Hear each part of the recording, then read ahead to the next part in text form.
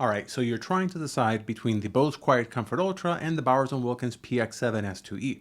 My name is Norb, and these two are two of my favorites, so this competition was kind of fun. If you have any questions after watching this, hit me up in the comments or watch my deep dives, which I'll link to at the end of the video. First point of comparison, of course, is the cost. The QuietComfort Ultra sells for $429 in the US, though I've seen it as low as $329. On the other hand, the Px7 S2e retails for $399, but you can find it for much cheaper refurbished on Bowers Wilkins' website as low as $230. By the way, I've added product links in the description which you can use to compare prices. Using those also helps the channel out at no cost to you. Alright, so both come with a nice case and both come with charging and audio cables. The QuietComfort Ultra comes with a very compact case that makes it perfect for travel and has a pouch for the cables. It also has a small loop for a carabiner on the side. It's not a very large loop at all, it's tiny. It's leather-like material which got a little bit stained on my bag. I don't know if you can see that here, but then again, this thing has traveled a lot with me, so it's still in pretty good shape. The Px7 S2e comes with a fantastic feeling cable, but it's also a lot less travel friendly. It's more bulky. It doesn't come with a carabiner loop at all, so you can't hang it outside your bag, but it does have extra space inside in case you want to add something like a spare charger. Realistically, if anything impacts your buying decision here, is going to be whether you need a more compact travel case, which I think most travelers will appreciate. Moving on to battery life, the Px7 S2e offers up to 30 hours of music, while the QuietComfort Ultra offers up to 24 hours of music with a full 3-hour charge. They both have quick charge too. The QuietComfort Ultra gets you 2.5 hours of music in a 15-minute charge, while the Px7 S2e gets you 7 hours of music in a 15-minute charge. The win here definitely goes to the Px7 S2e. It charges faster and it lasts longer. Both have power-saving features to help you get the most out of their battery though. Now let's look at the user interface and design because these two offer two very different choices. The QuietComfort Ultra uses a mix of buttons and touch controls. It has two buttons, one for power, pairing, and connection identification, and the other for play controls, answering calls, and switching between noise cancelling modes. There's also a touch bar on the side for volume control and quick actions, which you can set up using the app. The Ultra also has wear detectors that will stop and start music when you take them off and put them on. It worked about as well as a Px7 S2e's version of this, although Bose lets you set it automatically to answer calls when you put them on. Build-wise, the Ultra is plastic with aluminum, and it has protein leather for the ear pads, which are replaceable, and under the headband. The fact that they fold is also a really big bonus for me because it makes them far more compact when traveling. The Px7 S2e is a bit bulkier, but it looks more premium. It has physical buttons for every function, including powering, pairing, controlling music, volumes, calls, and calling up your smart assistant. There aren't any touch controls though, just buttons. Just like with the QuietComfort, they can also pause what you're listening to when you take them on or put it off. When you take them off or put them on. There we go. You can set up how sensitive this is in the app, which is useful if you wear glasses. In fact, the app is where you can control all of the features for both of them. But while the QuietComfort Ultra's app is just focused on features, the Bowers & Wilkins app is also a music hub where you can connect a lot of your services. This is kind of neat, and it's the first step of its type that I routinely use for that purpose. Build-wise, the S2e is made out of plastic with metal trims, fabric on the ear cups and above the headband, and a protein leather that's under the headband and in the ear cups, which are replaceable. Notice that it only has one USB-C port. It doesn't have an audio jack, but you can use this port to both charge it and listen to music at the same time. Now, the S2e feels more sturdy than the QuietComfort Ultra, but I'm not sure that's really the case. Bose just used super light materials which come off as more delicate. In fact, the QuietComfort Ultra weighs in at just 252 grams or 8.9 ounces, while the Px7 S2e weighs in at 307 grams or just under 11 ounces, making it noticeably heavier. While I haven't heard of any build issues with the QuietComfort, the S2e has had some reports of the leather in the ear pads or in the headband coming off after some use. Although this was much more common with the previous versions, both the S2 and the PX8. I haven't run into this myself though, with any one of those. All in all, when it comes to build and design, I feel that both offer a really great experience, albeit completely different. So I'm calling this a tie. As far as overall usability is concerned, I definitely prefer the buttons on the Px7 S2e because they're much easier to control. I think Bose does touch controls right, but there's a lot of setup in the app and a lot more to remember with the QuietComfort Ultra than with the Px7 S2e. When it comes to comfort, both are great, but they feel very different. The Px7 S2e comes in at 307 grams or 10.8 ounces.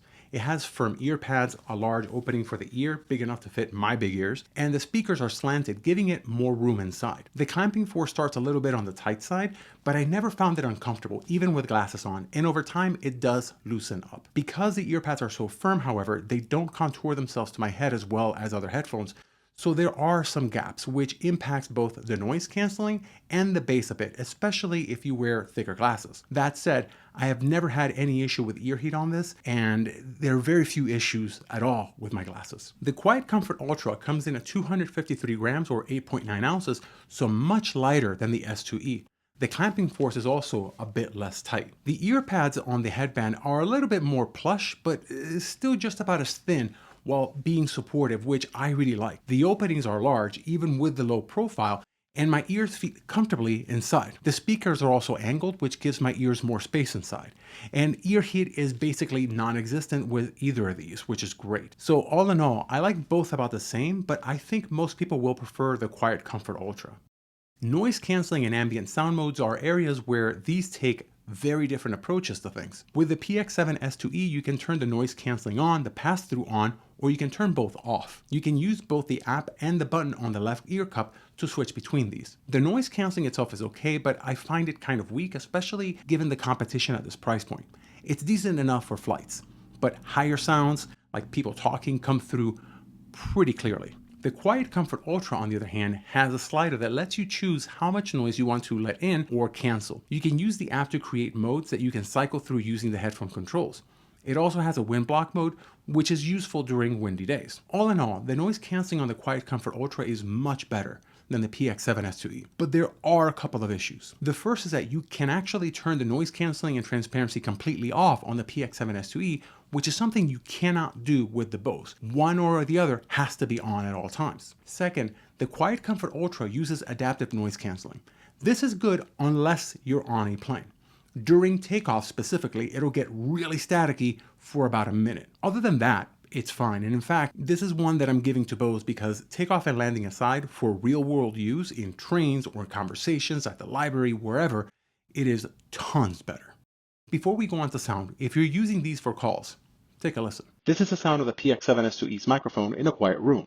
Testing, testing, 1, 2, 3. And this is the sound of the microphone on the Bose QuietComfort Ultra. Testing, testing, 1, 2, 3. Overall, both did well. I prefer taking calls on the Bose because most people seem to prefer the way I sound using these, plus it seems to be better at blocking environmental noises during adverse conditions.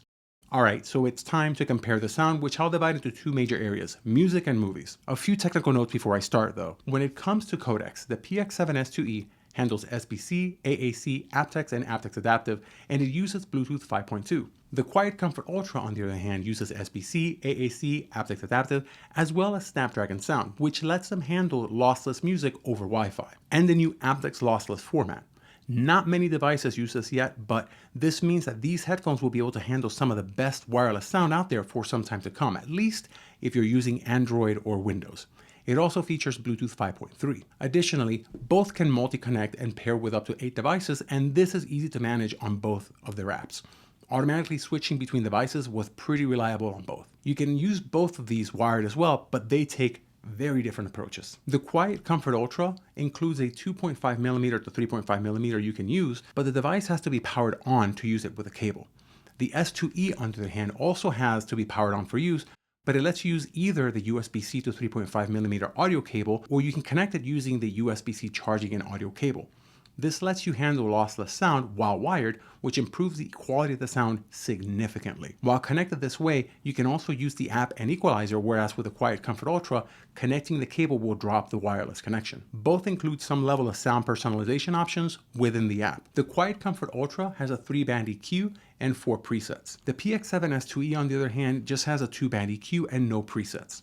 Yes, it is technically easier to use than the Bose option, but the ability to control the mids I find to be very useful, as are the presets. Now, for the rest of this, I'll compare the two headphones with their basic settings, though I'll call out exceptions where necessary. Getting into each and starting with the Px7 S2e. The default sound is warm, relaxing, and excellent for long stretches of general purpose listening.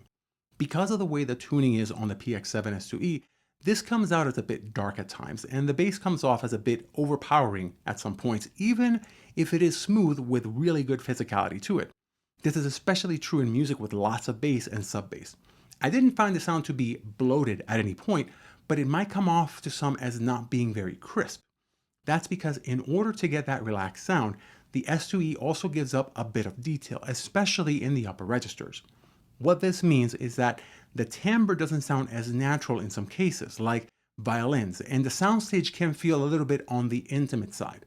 Directionality and separation is still good, but it is not super crisp. Normally, that would be considered a bad thing, but that is really not the case here. In the mids, where the voices and most instruments tend to live and where the warmth really comes from, they're well presented and full. They do give up some detail for that warm sound, but you can bring this detail in by pushing up the treble in the EQ. This will make voices and instruments pop a bit more. When comparing it to the QuietComfort Ultra, edges to the music sound softer, which is why these are so great to listen to for long periods. The default treble is decent, but definitely laid back. Note that I am a fan of detail when listening critically, but when I want to relax, too much detail gets in the way. The problem with the Px7 S2e is right here though. The sound is sometimes a bit too relaxing and sometimes feels like it has a bit of a veil to it.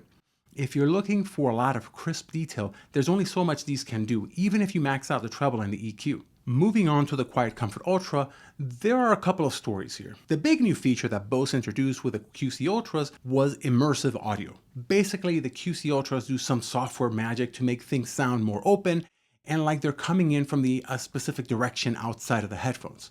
You can turn this off if you want to, and I usually do, at least when listening to music. See, it's great for movies and video games, but for music, I kept it off because it made the sound less warm and way more thin and artificial. Yeah, more open, sure, but it's also more grating to me. With immersive audio off, this might be the perfect consumer tuning, and it's not a tuning that I'm in love with. I think there's too much bass to it, but I think most people will really enjoy it. That said, detail, resolution, and resonance were what I'd come to expect out of Bose. Decent, but not spectacular. Not as good as the Px7 S2e, and at the same time though, I found the QuietComfort Ultra to sound more spacious and open than the Px7 S2e, especially with immersive audio on. The Px7 S2e sounded more intimate to me. The other thing is timbre. The timbre is great on the QuietComfort Ultra, but not as realistic on the Px7 S2e because of that veil that I talked about. It's a bit muted in the higher frequencies for my taste, and those are what really bring out the realism to things like string instruments and voices. They both sound good with voices though, but the Px7 S2e does sound more relaxed. The QuietComfort Ultra sounds more real here. In fact, the QuietComfort Ultra is my favorite when it comes to audiobooks and podcasts, even if the Px7 S2e has a greater overall resolution and response when it comes to this. So it's a real back and forth between these two, even though they are so different. Still, for music, the answer is pretty clear.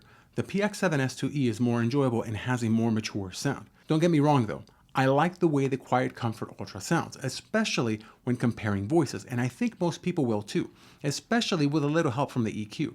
I just prefer the sound of the Px7 S2e for the kind of listening that I like to do, like jazz, indie, folk, rock, and lo-fi. I also listen to a lot of classical and opera, and for those, the QuietComfort Ultra is generally better. For movies, the story is a little bit different.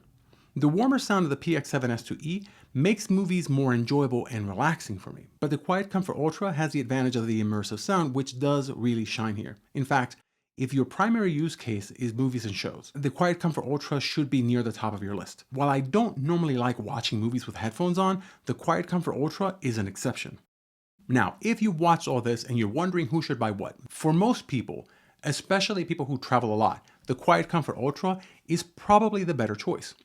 With this, Bose might have made the perfect consumer headphone. It's light, it has all the features you want without being too complex, and it is designed for people traveling. It also has a fantastic noise canceling. Let's not forget that it's part of the name. If you prefer a more relaxed sound and if noise canceling is only occasionally important, then the Px7 S2e is a fantastic choice, and in fact, it is my personal preference when it comes to just general use, although I feel that I get the best sound by using the EQ and tuning the bass down 3 notches and the treble up 3 notches. So there you have it. If you want to find out more, click here or here if you want to watch my full deep dive into either of these, or click down here to view the playlist to see more comparisons.